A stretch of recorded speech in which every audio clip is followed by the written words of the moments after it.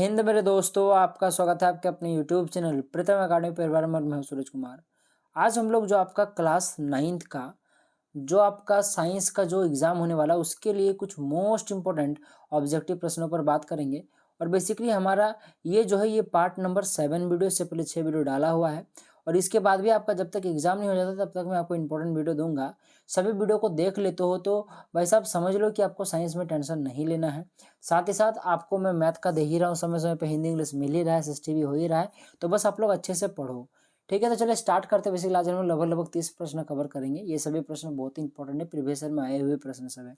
निर्वात में स्वतंत्रता पूर्वक गति करते हुए सभी पिंडों में क्या होता है, उनका वेग जो होता है वो समान होता है। सी नंबर का ऑप्शन करेक्ट हो जाएगा। मतलब यदि अगर आप लोग अंतरिक्ष में गए, आप और आपका दोस्त, और आपको अपने दोस्त से दुश्मनी है, तो एक काम करना, उसको बिना किसी रस्सी उसे बांधे अंतरिक्ष में धक्का दे देना, ठीक है ना। तो जिस वेग से आप लोग उसको धक्का दोगे वो जब तक किसी वस्तु से किसी पिंड से टकरा ना जाए तब तक वो उसी वेग से चलता रहेगा, नहीं उसका स्पीड बढ़ेगा, नहीं घटेगा, नहीं रुकेगा, ठीक है ना। यानी कि आप लोग सबसे पहले ऐसा नहीं करना चाहिए, ठीक है ना। पर आई होप कि क्वेश्चन का मीनिंग आपको समझ में आ गया। अंतरिक्ष में जहाँ निर्वात होता है, जहाँ हवा नहीं होता, जहाँ पे कोई भी घर्षण नहीं होता है, वहाँ पे अगर ऐसा होगा तो वेग वो हमेशा समान रहेगा। चलिए आगे बढ़ते हैं। दो कणों के बीच गुरुत्वाकर्षण बल होता है, उनके बीच की दूरी के बेसिकली वर्ग के व्युत्क्रमानुपाती, यानी कि जो गुरुत्वाकर्षण बल है उन पिंडों के बीच के दूरी के वर्ग के व्युत्क्रमानुपाती के बराबर होता है, ठीक है। यानी कि आपके पास सी नंबर का ऑप्शन आपका करेक्ट हो जाएगा। दो पिंडों के बीच गुरुत्वाकर्षण बल निम्नलिखित में से किस पर निर्भर नहीं करता है, तो उनके बीच के माध्यम पर निर्भर नहीं करता, क्योंकि हम लोगों ने फॉर्मूला पढ़ा हुआ है F बराबर में G m1 m2 by are square. देख सकते हो कि जो गुरुत्वाकर्षण बल है ये G यानी कि गुरुत्वीय नियतांक पर डिपेंड करता है। अब यानी कि बड़ा G जो है इस पर निर्भर करता है। अब आप लोग बड़ा G का मान मुझे कमेंट करके बताओ, ठीक है। अच्छा, उनके बीच की दूरी पर भी करता है, क्योंकि देख लो यहाँ पे R भी है। उनके बीच के द्रव्यमान पर भी निर्भर करता है, देख लो यहाँ पे आपके पास द्रव्यमान भी आपको दिख रहा होगा, यानी कि उनके बीच के माध्यम पर निर्भर नहीं करेगा, ठीक है। चलिए आगे बढ़ते हैं। अच्छा, लिखा है कि गुरुत्व त्वरण का मान, बेसिकली गुरुत्व त्वरण का जो मान होता है वो कैसा होता है, पृथ्वी पर सभी जगहों पर बराबर होता है, कि सभी स्थानों पर बराबर होता है, कि चंद्रमा पर अधिक है क्योंकि उसकी त्रिज्या कम है, कि पृथ्वी के अक्षांश पर निर्भर करता है। सबसे पहली बात तो गुरुत्व त्वरण का मान जो होता है वो प्रत्येक जगह पर कुछ ना कुछ चेंज होते रहता है, यानी कि एक नंबर का ऑप्शन तो करेक्ट होगा नहीं। सभी स्थानों पर बराबर ये भी तो होगा नहीं, अभी मैंने आपको बताया प्रत्येक जगह पर चेंज होते रहता है। चंद्रमा पर अधिक होगा क्योंकि उसकी त्रिज्या कम है, ऐसा कुछ नहीं है बाबू, ठीक है। तो ये भी करेक्ट नहीं रहेगा। और चंद्रमा पर अधिक नहीं होता क्योंकि जो चंद्रमा पर जो गुरुत्व त्वरण होता है वो बेसिकली पृथ्वी का 1/6 होता है, ठीक है ना। यानी कि G/6 करोगे तब जाके आपका ये समझ लो कि चंद्रमा का आपका गुरुत्व त्वरण निकलेगा, जहाँ पे ये जो G है अगर पृथ्वी का लेते हो तो जो कि 9.8 होता है, तो 9.8 को अगर 6 से भागा दे दोगे तब जो आपके पास आएगा वो आपका चंद्रमा का गुरुत्व त्वरण होता है, जो कि कम होता है, ठीक है। तो बेसिकली यहाँ पे देखा जाए तो यहाँ पे पृथ्वी के अक्षांश पर निर्भर करता है, ये बात सही है। डी नंबर का ऑप्शन आपका करेक्ट हो जाएगा। चलिए, ध्रुवों पर गुरुत्व त्वरण का मान सबसे ज्यादा होता है। निम्नलिखित में से किस स्थान पर गुरुत्व त्वरण का मान अधिक होगा, अभी मैंने आपको बताया, ठीक है। कि जैसे कि देख लो अंटार्कटिका के किसी स्थान पर, अंटार्कटिका बेसिकली ध्रुवों के सामने, इसीलिए आपके पास इसमें गुरुत्व त्वरण का मान सबसे ज्यादा होगा। तो आपके पास डी नंबर का ऑप्शन करेक्ट हो जाएगा। माउंट एवरेस्ट की चोटी पर, तो माउंट एवरेस्ट यानी जितना ज्यादा ऊंचाई बढ़ते जाओगे उसका गुरुत्व त्वरण का मान घटते जाएगा, ठीक है। तो यहाँ तो कम हो जाएगा। चलिए आगे बढ़ते हैं नेक्स्ट प्रश्न की ओर।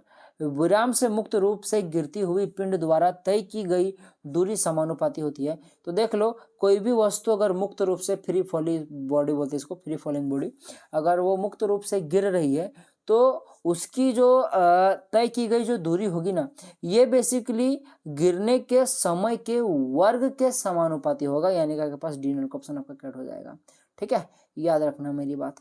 अच्छा, शुद्ध पदार्थ बने होते हैं, तो शुद्ध पदार्थ होता है मेरे दोस्त, ये एक ही प्रकार के कणों से मिलकर बना होता है।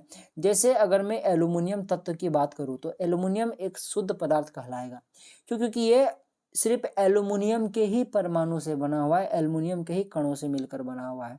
अगर मैं ऑक्सीजन की बात करूं, O2 की बात करूं, तो ये भी शुद्ध पदार्थ में आएगा। या मैं O3 की बात करूं जिसको मैं ओजोन बोलता हूं, ये भी आपका शुद्ध पदार्थ में ही आएगा। क्योंकि देख लो, ये O3 की बात करो या O2 की बात करो, बना तो O से ही है ना, और O जो बना हुआ है बेसिकली O के परमाणु से बना हुआ है, ऑक्सीजन के परमाणु से बना हुआ है, यानी कि ये सभी शुद्ध पदार्थ कहलाएंगे। अब मैं अगर जल की एग्जाम्पल दूँ तो जल शुद्ध पदार्थ नहीं है, क्यों? क्योंकि ये एक यौगिक का एग्जाम्पल है, क्योंकि देख लो यहाँ पे हाइड्रोजन और ऑक्सीजन दो अलग अलग प्रकार के तत्व यहाँ पे मौजूद है जल को बनाने में, ठीक है ना। यानी कि यहाँ पे हाइड्रोजन और ऑक्सीजन के परमाणु इन्वॉल्व है, जो कि दोनों अलग अलग टाइप का पदार्थ होते हैं, ठीक है ना, यानी कि अलग अलग प्रकार के कण होते हैं, यानी कि ये देखा जाए तो शुद्ध पदार्थ नहीं होगा। तो शुद्ध पदार्थ वही होगा जो एक ही प्रकार के कणों से मिलकर बना हो। एक नंबर का ऑप्शन कट हो जाएगा। मेरा एक्सप्लेनेशन आपको समझ में अगर आ रहा है, जाहिर सी बात है अगर अभी तक वीडियो देख रहे हो तो आपको पसंद आ रहा होगा तो लाइक जरूर कीजिएगा। सर चैनल को सब्सक्राइब नहीं किया तो जरूर कर लीजिएगा। अभी आपको आगे चल के और भी आपको इसी चैनल के साथ आपको और भी तैयारी कराया जाएगा। जैसे आप लोग 10 जाओगे तो 10 में भी आपको कराया जाएगा, 11 12 में भी आपको यही कराया जाएगा। टेंशन बिल्कुल भी नहीं लेना। अभी आप लोग का लंबा समय तक आपको प्रीतम अकेडमी साथ देगी आपका, तो हमारे साथ जुड़ के रह सकते हैं आप लोग। अच्छा, जल है तो अभी मैंने बताया था कि जल जो है वो बेसिकली एक यौगिक है, तो सी नंबर का ऑप्शन आपका कट हो जाएगा। मेरी एक एक बातों पर एक एक क्वेश्चन बन सकता है, इसलिए मेरी बातों को भी गौर से सुनिएगा। अच्छा, लिखा है कि मिश्र धातु, तो मिश्र धातु क्या होता है बता। तो मिश्र धातु याद रखना मेरे दोस्तों, ये बेसिकली एक समांगी मिश्रण होता है, ठीक है। चलिए आगे बढ़ते हैं। मिश्र धातु को हम लोग एलॉय बोलते हैं। चलिए आगे बढ़ते हैं। पीतल किस किस तत्वों से मिलकर बना है, आप लोग मुझे कमेंट करके जरूर बताइएगा। विलयन के कण का व्यास होता है डैश से कम होता है, यानी कि विलयन का कणों का जो व्यास होता है बेसिकली 10⁻⁹ मीटर, ठीक है ना, और इससे कम भी हो सकता है, ठीक है। तो ये होता है। समुद्र का जल एक बेसिकली समुद्र का जल जो होता है बेसिकली एक मिश्रण होता है, ठीक है। तो याद रखना मेरी बात, बी नंबर का ऑप्शन आपका करेक्ट हो जाएगा। चलिए आगे बढ़ते हैं, क्योंकि इसमें सॉल्ट वगैरह मिला हुआ होता है, ठीक है ना, जल में। और हाइड्रोजन ऑक्सीजन तो ऑब्वियसली बात है और बहुत सारे कीचड़ गंदे मिट्टी विट्टी बहुत कुछ होता है उसमें, बहुत सारे मिनरल्स होते हैं, ठीक है। तो ये एक मिश्रण होता है। विलयन में प्रकाश का मार्ग क्या होता है, दिखाई नहीं देता है। बी नंबर का ऑप्शन करेक्ट हो जाएगा। चलिए आगे बढ़ते हैं। दिए गए निश्चित ताप पर यदि विलयन में विलेय पदार्थ नहीं घुलता है तो उसे क्या कहते हैं, संतृप्त विलयन कहते हैं। जैसे कि आपको मैंने पूरा ठूस ठूस के 2 थाली पेट भर के खिला दिया, अब मैं आपके सामने फिर से खाना लेके जाऊं तो आप लोग नहीं खाओ, क्योंकि आप लोग संतृप्त हो चुके हो। तो बस यही बात है कि कोई निश्चित ताप पर किसी विलयन में अगर विलेय पदार्थ घुलना बंद हो जाए, यानी कि वो विलयन जो है बेसिकली अब संतृप्त हो चुका है, ठीक है। तो यानी कि वो संतृप्त विलयन होगा। चलिए आगे बढ़ते हैं। वायु गैसों का क्या है बाबू, मिश्रण है। ए नंबर का ऑप्शन करेक्ट हो जाएगा। चलिए आगे बढ़ते हैं। विलयन पदार्थ की वह मात्रा जो दिए गए ताप पर संतृप्त विलयन में उपस्थित है कहलाता है, उसी को तो हम लोग घुलनशीलता बोलते हैं ना। तो ये आपका पास ए नंबर का ऑप्शन करेक्ट हो जाएगा। चलिए आगे बढ़ते हैं। विलायक तथा विलय के संयोग से बनता है। देखो जो विलयन होता है ना मेरे दोस्त, वो विलायक और विलय के संयोग से बनता है, ठीक है। तो सी नंबर का ऑप्शन करेक्ट हो जाएगा। जैसे चीनी पानी का अगर मैं एग्जांपल लूँ तो यहाँ पे देख लो, पानी जो है ये बेसिकली विलायक है, क्योंकि चीनी को घोलने का काम कर रहा है और चीनी घुलने का काम कर रहा है, इसलिए वो विलय है, ठीक है। तो ये आपके पास देखा जाए तो विलयन वही होगा जो विलायक और विलय के संयोग से होगा। तो इसका आंसर सी विलयन करेक्ट हो जाएगा। जल में चीनी का मिश्रण है, देखो फिर से आ गया जल चीनी।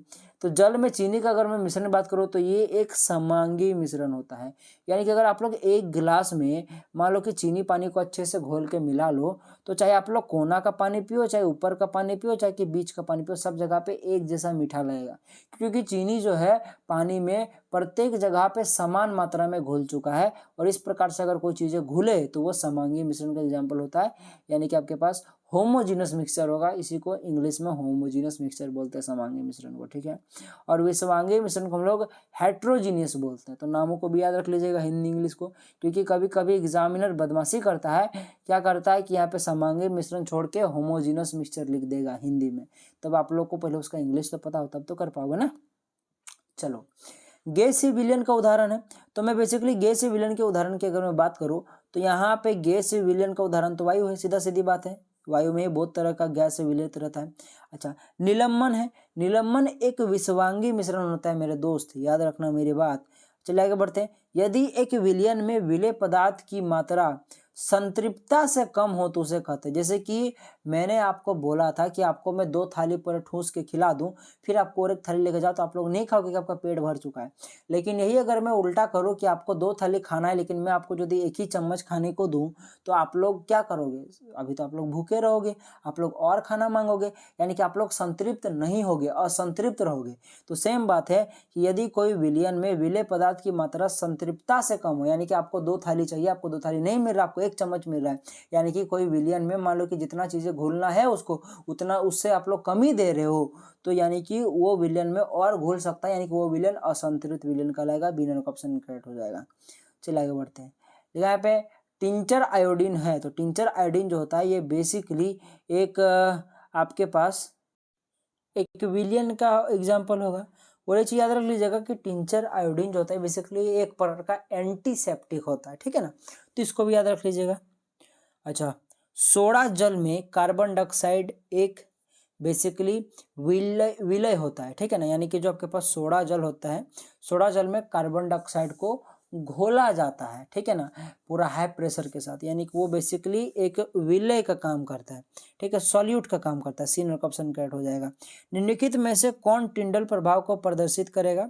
तो देखो दूध और स्टार्च का विलयन दोनों करना चाहिए, दोनों ही होता है, ठीक है, तो पर पता नहीं, यानी कि दोनों ही आंसर करेक्ट होगा इसका। अच्छा, एरोसोल का उदाहरण है, एरोसोल का उदाहरण इनमें से अगर मैं बात करूँ तो कोहरा हो जाएगा, ठीक है ना। चलिए आगे बढ़ते हैं। फेस क्रीम उदाहरण है, तो फेस क्रीम एक इमल्सन का उदाहरण है, याद रखना मेरी बात, कई बार आया हुआ प्रश्न है। क्रीम से मक्खन निकालने की कौन सी विधि का उपयोग किया जाता है? तो क्रीम से मक्खन निकालने में हम लोग उसको बेसिकली अपकेंद्रन विधि का उपयोग करते हैं, तो सी नंबर का ऑप्शन करेक्ट हो जाएगा। ठोस सोल का एक उदाहरण है, तो ठोस सोल के मैं बताऊं तो रंगीन रत्न, ठीक है ना, आपके पास करेक्ट हो जाएगा। मिट्टी, तेल और जल के मिश्रण को अलग करने के लिए उपयोग किया जाता है, तो हम लोग उसको पृथक्करण कीप का उपयोग करते हैं। बी नंबर का ऑप्शन करेक्ट हो जाएगा। अच्छा, जेल का उदाहरण है, तो जेल का उदाहरण पनीर, सबसे अगर मैं ऑप्शन बात करूँ तो सबसे अच्छा पनीर का उदाहरण ले लो, ठीक है, जेल एक पनीर का उदाहरण है। तो इस प्रकार से हम लोग ने लगभग 30 मोस्ट इंपोर्टेंट क्वेश्चंस को कवर कर लिया है। वीडियो पसंद लगा होगा तो बार बार बोल रहा हूँ लाइक जरूर कीजिएगा, साथ अपने दोस्तों तक जरूर शेयर कीजिएगा, ठीक है, ताकि वो भी वीडियो को देख पाए, ठीक है, और जो भी बच्चे चैनल को सब्सक्राइब नहीं किए जरूर कर लीजिएगा। तो चलिए, अगर कोई भी डाउट होगा तो कमेंट बॉक्स खुला है, कमेंट जरूर कीजिएगा, हम लोग ज़्यादा से ज़्यादा आपके कमेंट का जवाब देने की कोशिश करते हैं, ठीक है। तो मिलते हैं अगले वीडियो में, तब तक के लिए जय हिंद, जय भारत और आपका दिन शुभ हो।